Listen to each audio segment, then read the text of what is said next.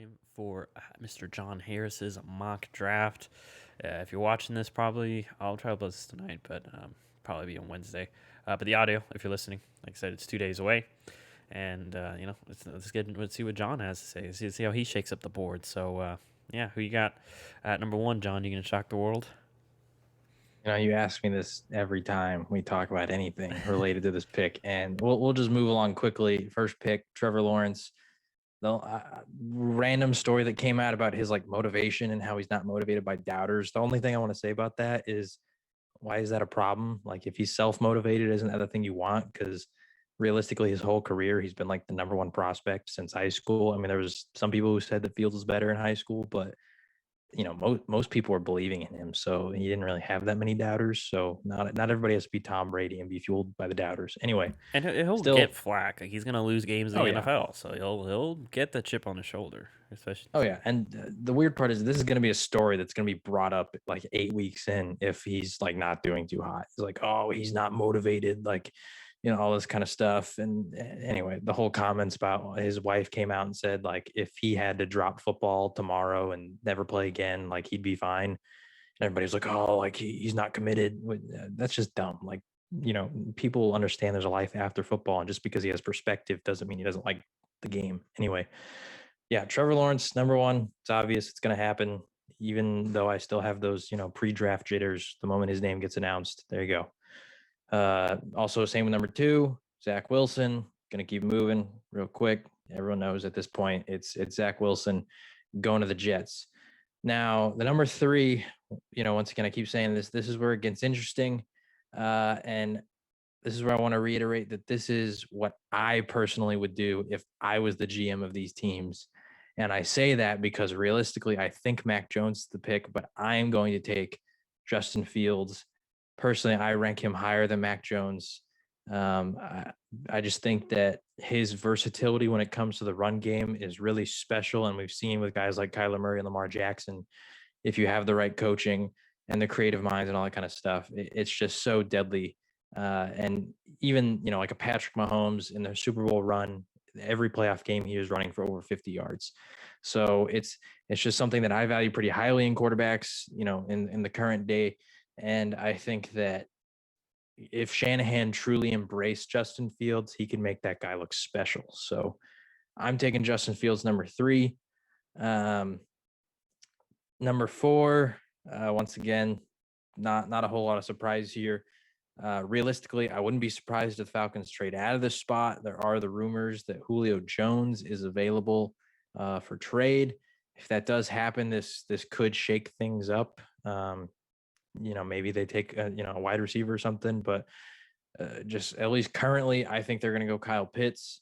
If they don't trade and they don't get rid of Julio, it just makes the most sense. You have Kyle Pitts, you have Julio Jones, you have Matt Ryan, you have Calvin Ridley. I mean, there's just so many weapons right there for Matt Ryan to work with that their offense should be pretty much unstoppable.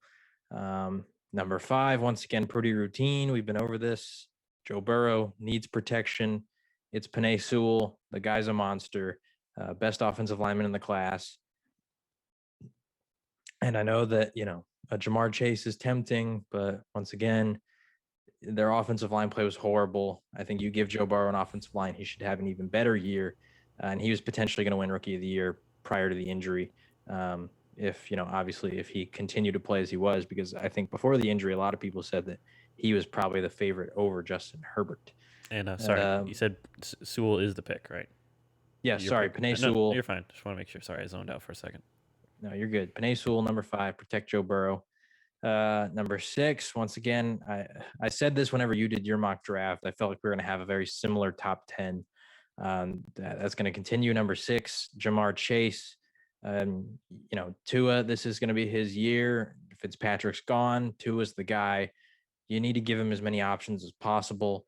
You signed Will Fuller. That's great. You have Devontae Parker and some other guys there, Gesicki, and the running backs that they got with Gaskin. So I think here getting a Jamar Chase just gives him another weapon, another option. And although he used to be teammates with those Bama guys, realistically, college chemistry means nothing in the NFL. because you're going to build it. This is your job now. So Jamar Chase at number 6. The Detroit Lions. I sort of alluded to this in our, or not alluded. I just picked this guy in our combined mock draft, and I'm really tempted to go offensive line here, but ultimately, there's just something about Devontae Smith that has me sold that the Lions are going to take him. Just the Heisman season, they lost Kenny Galladay. They need a weapon. Part of me also wonders, do they take a quarterback? It just depends on how realistically how much they believe in Jared Goff. I don't think they take quarterback this year. They always see what they have in Goff, and I think they do that by giving him a weapon in Devontae Smith. Yeah. Also, I think the Lions are like a prime candidate for a team that wants to trade up. There's been a lot of rumors of different teams wanting to trade up, and the Lions just they need so much that it would make sense for them to trade back and acquire some extra picks. But ultimately, I think Devontae Smith is the pick there. For the Carolina Panthers, another team that could use not a ton, but could use some key difference makers to really fuel this young team. Um, Another team that also could trade back, because although there are some quality players that they could take here, I think if they traded back into the mid-teens, they could get a very similar player or even the same guy that they might want in those spots. Ultimately, though, I mean, they've invested in their offensive line over the past few years, but they just got Sam Darnold. They have good receivers. They have Christian McCaffrey. I think you get him a franchise offensive tackle, and to me, that is Christian Darrisaw. Once again, like I said, we're going to have a very similar top 10 here. But yeah, Darrisaw, you protect your investment in Darnold. You make sure that he has the best chance to go out there and perform this year with Joe Brady, as calling the plays. Moving on to number 9. Once again, very similar. I'm going to take Micah Parsons here. Really? Did you take Parsons in the shared, or was that? No, in the shared, I I took thought you took. Fields here. Okay, that's what I thought. I thought you took. But Fields fell that way because I took. I think. Right. We did off what we think would happen. So Yeah, because he and fell. realistically, I think Mac Jones is going to go number 3. I mean, all the reports at this point are not even including Fields. So, like, realistically, I don't think he goes there. But if he fell to 9, I could see them taking a chance. But that was also sort of a spicing it up. John Elway's not sold on Drew Lock kind of a pick, but And it seems we'll like see what happens. the general GM slash public. Sorry. You're good. They just it seems. I think because my boy Chris Sims says that it seems like teams are kind of low on him. He's hearing that he was low on him. He had him falling to 32.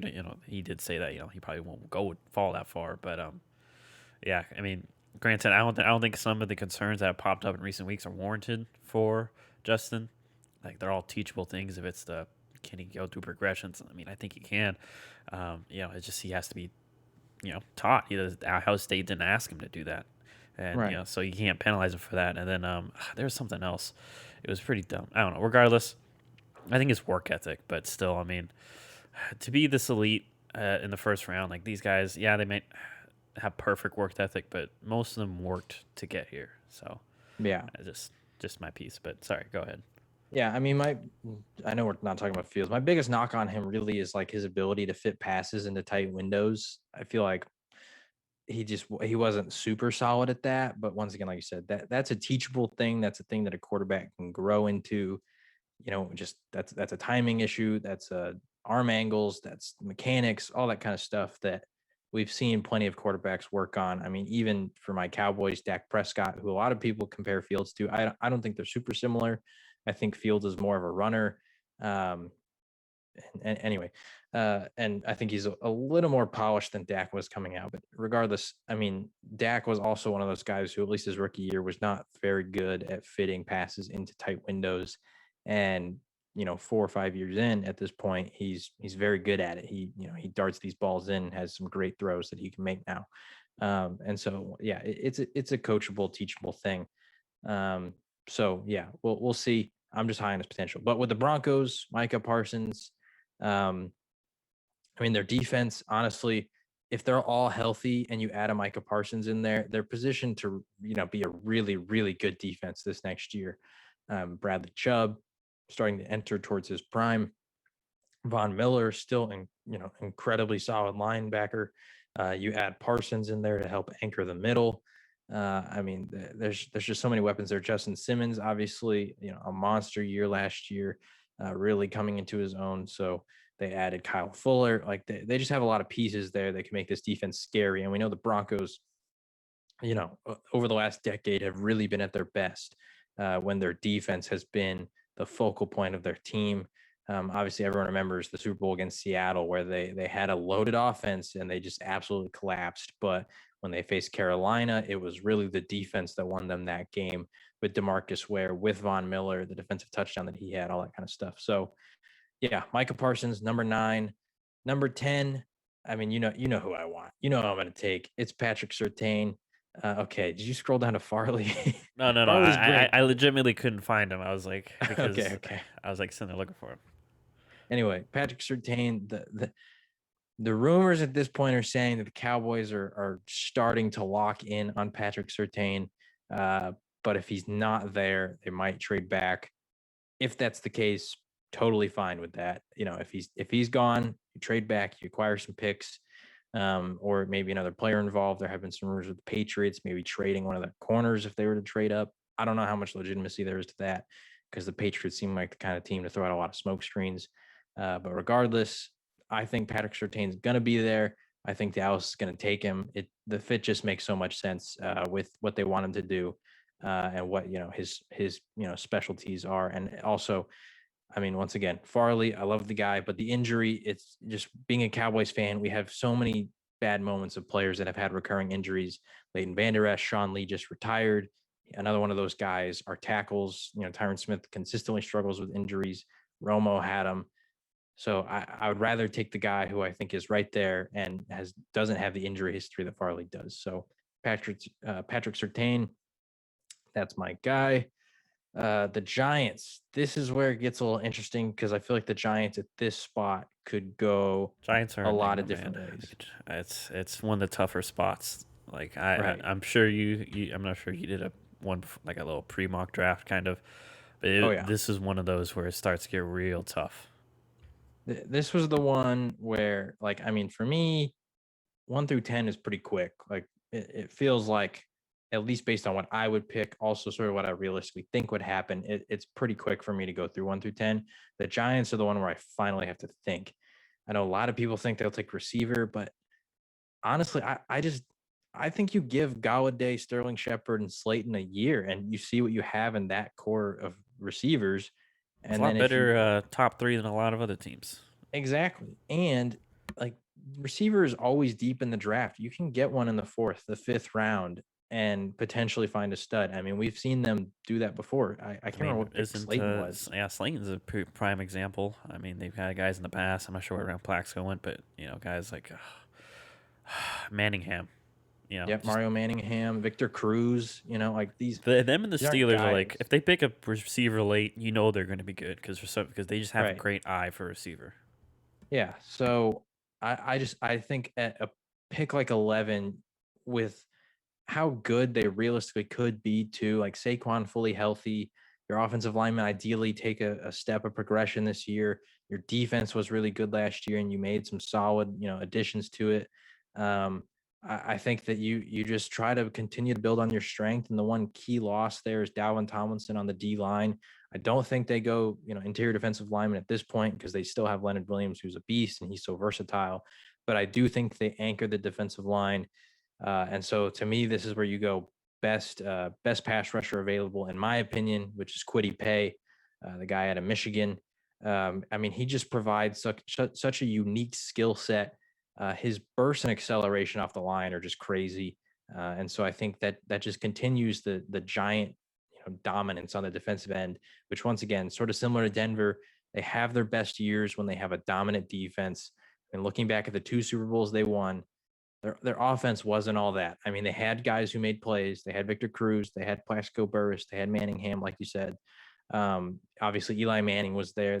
They had a lot of playmakers on offense, but they hung their hat on their defensive, side of the ball with the pass rushers, the defensive line, all that kind of stuff. So yeah, I think that is Giants football is having a solid defense. So Quiddy Pay, that's the pick for me there. Um, which personally, I don't want him to go there. I'd rather the Giants take a receiver and then they just have too many, and I'll be their fair. defense isn't as good. In early, like not in my mock, but like a weeks before my mock, I was doing it through my head. I thought about like an edge, like Quiddy Pay to your Cowboys, just because Hmm. someone else opposite of Demarcus Lawrence Right. might help.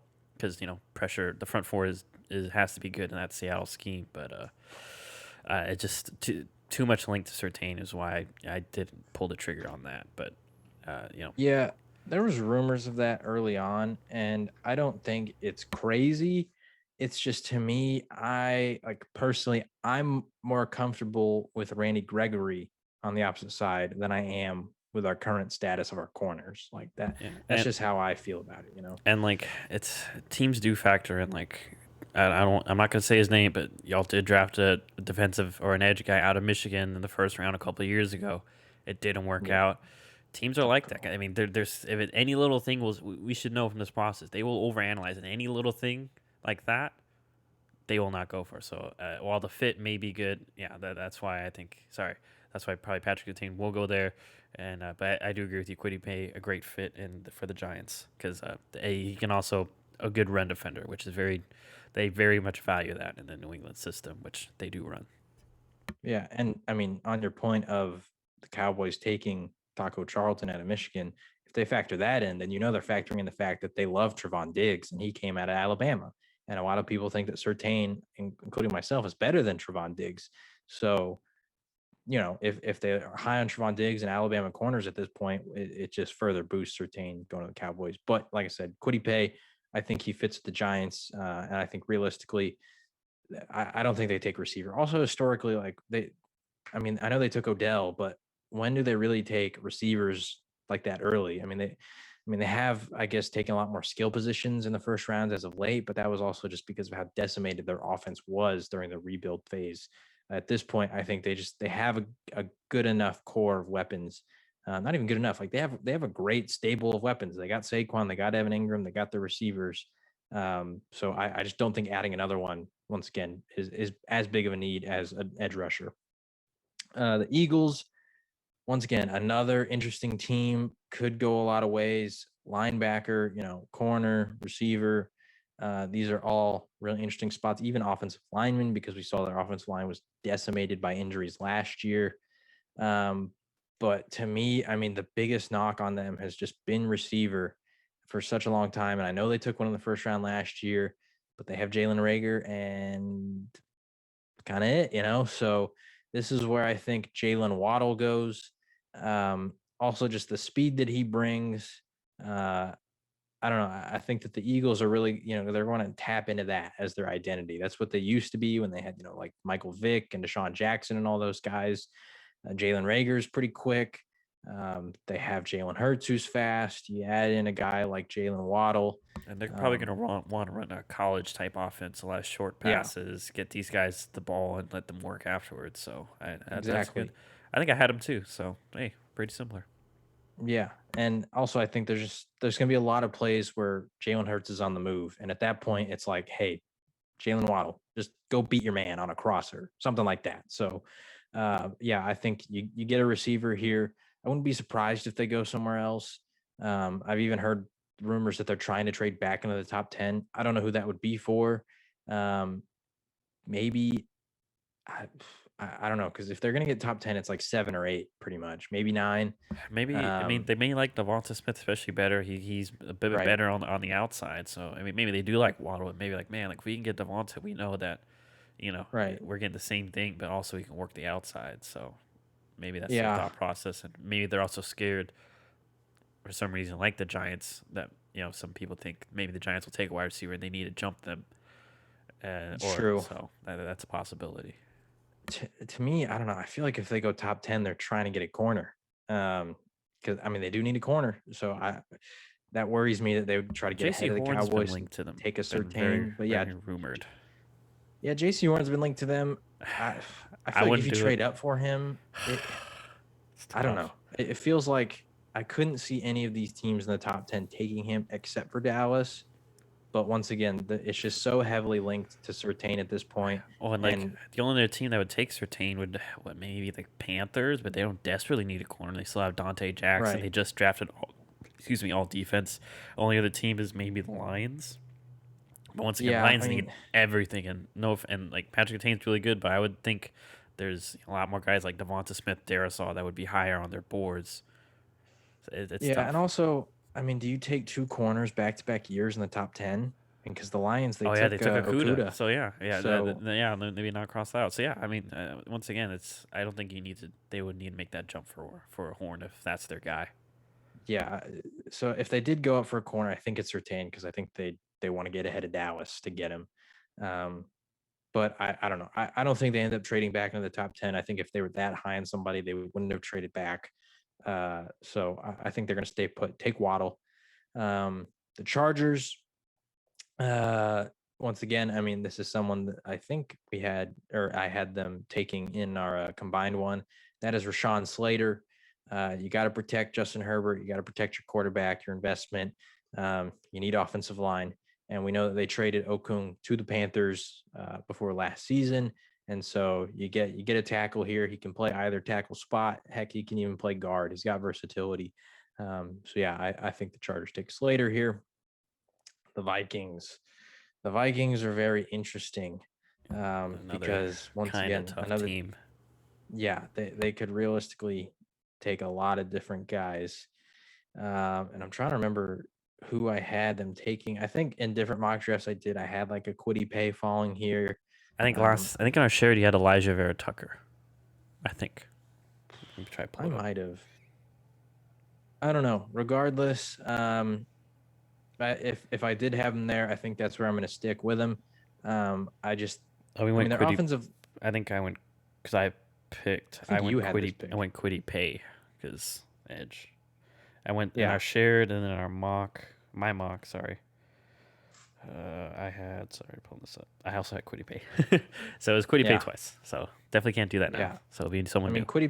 Quiddy's not here. I mean, I like Aziz Ojulari. I like Jason Owe. I like Jalen Phillips. Some of these guys. Um, but I mean, Daniil Hunter's going to be back. The Vikings also typically are one of those teams that they take defensive linemen sort of in those mid rounds. They find studs. So I don't know if they take one this early, but I wouldn't be surprised. But to me, I mean, I think I'm going Elijah Vera Tucker.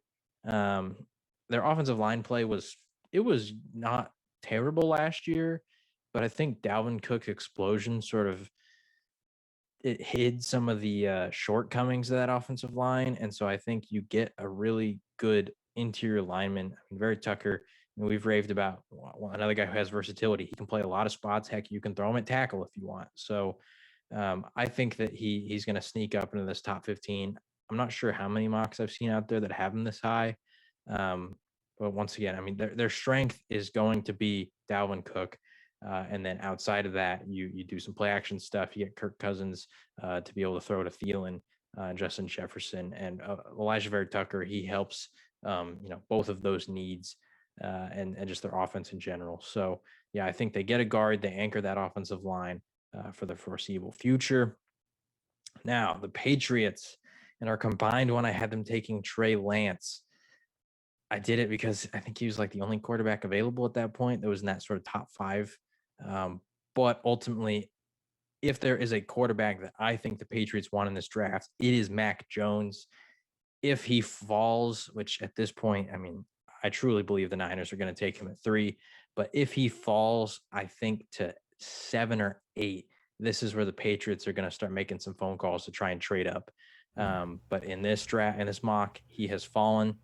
So I think Mac Jones is the pick here at 15. You get a guy who can sit behind Cam Newton and who can be the heir to the throne. Or come Uh, in this season. I mean, he's pro ready, and yeah, as much as I have faith in Cam Newton, I mean, it seems health's been a concern. And his throwing, he always like fixes it the first few weeks of the season. Like he'll fix in the off season, he'll stick with that right. form, and then he starts reverting back to his old style, which isn't as accurate and things like that. Admit with he did it last season, so. Yeah, I could definitely see that, and I can definitely, if he does slip up, then insert Mac Jones, no Yep. problem. Yep. And Yeah, I don't know. I think that Bill Belichick, this is just his kind of guy. I mean, all the reports I've heard about the interview process for draft prospects so far, the one name that I've heard that just stands out the most is Mac Jones. People are very high in Mac Jones through the interview process, which is a reason why I think that Kyle Shanahan loves him, is because he's just interviewed so well. And so I think, yeah, Bill Belichick, that's his kind of guy right there. Mac also just, I mean, coming from the Saban system, we know what Bill really likes in quarterbacks. Obviously, Cam sort of straight is almost the total opposite from what we typically think of the Patriots way. But even Cam, I mean, like what drama was there really on off the field stuff this past year with Cam? What interview drama was there this past year with Cam? There really wasn't. So yeah, I think that Bill, he would love to get Mac Jones there. Pick number 16 to round out this 1 through 16, Arizona Cardinals. Another one And where this, no darn clue. yeah. Um, every time we get to the Cardinals, I have to bring up that mock that I saw them trading him for a receiver, which I think is just absolutely ridiculous. Because once again, you have DeAndre Hopkins, you signed AJ Green. If Larry Fitzgerald, I still don't know if Larry Fitzgerald's coming back, but if he's playing, he's going to be a Cardinal. You have Christian Kirk and Isabella. It's their biggest strength, honestly, on their team is their receiver room. It makes no sense to get a receiver. But as you mentioned, to our Cardinals fan friend, Mr. Kyle Wells, Cardinals are reportedly very high on Zaven Collins. And at first, I didn't have Zaven going this high, but the more I thought about it, the versatility that he brings, because he can, he's, I mean, he's a linebacker, obviously, but who can play that sort of middle linebacker role. But I think he also can bring a really unique, sort of pass rushing blitzing, that the Cardinals don't really have out of their linebackers right now. Because when you see Isaiah Simmons, you think of he's more of a safety slash linebacker kind of prospect. I think Zaven Collins, he just brings another unique style of versatility there that we know the Cardinals love. And so I'm taking Zaven Collins. Um, All right. I thought about going corner here, but I just wasn't sold on the two prospects at this point. And I know that corner is deep. I mean, Caleb Farley, I like the guy. Once again, the back surgery just it worries me a little bit. And yeah, I don't know. I just think that versatility that Zaven Collins could bring, pair him with an Isaiah Simmons, and I think they still have Jordan Hicks. So you just have a lot of linebackers there. And I mean, like I said, the more I thought about it, that watching some Cardinals games last year, Vance Joseph, the guy gets creative. There were schemes out there where they didn't even have a single defensive lineman on the field. It was linebackers and defensive backs. And Zaven Collins, you throw him out there, he can be one of those versatile pieces that Vance Joseph can employ in his defense. So yeah, I think Zaven Collins, he's the pick at 16.